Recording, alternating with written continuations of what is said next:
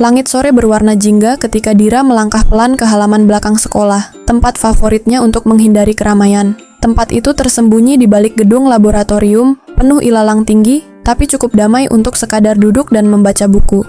Hari itu, hatinya masih sesak.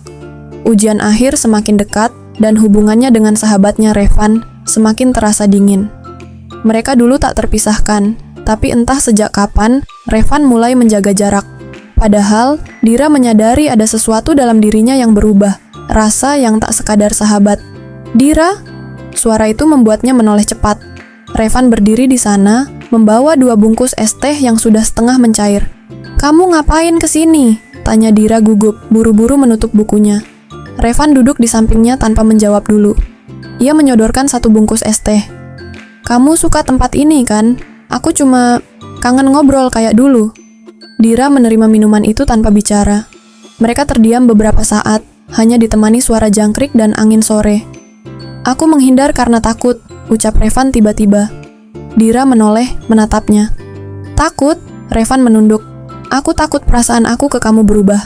Tapi ternyata, sudah berubah dari lama. "Aku suka kamu, Dir." Jantung Dira berdetak kencang. Ia tak tahu harus tertawa atau menangis. Di saat yang sama, ia juga merasa lega. "Kenapa kamu nggak bilang dari dulu?" bisiknya. Revan menatapnya. "Karena aku takut kehilangan kamu. Tapi sekarang, aku lebih takut nggak pernah bilang sama sekali." Dira tersenyum kecil. Ia meraih tangan Revan pelan. "Kita nggak akan kehilangan apa-apa. Kita justru mulai sesuatu yang baru." Langit senja semakin merah, dan di tengah ilalang yang bergoyang pelan, 2 hati muda saling menemukan. Bukan lagi sebagai sahabat, tapi sebagai 2 insan yang akhirnya jujur pada perasaan mereka sendiri.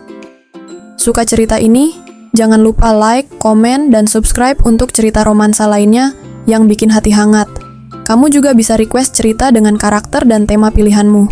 Sampai jumpa di kisah selanjutnya.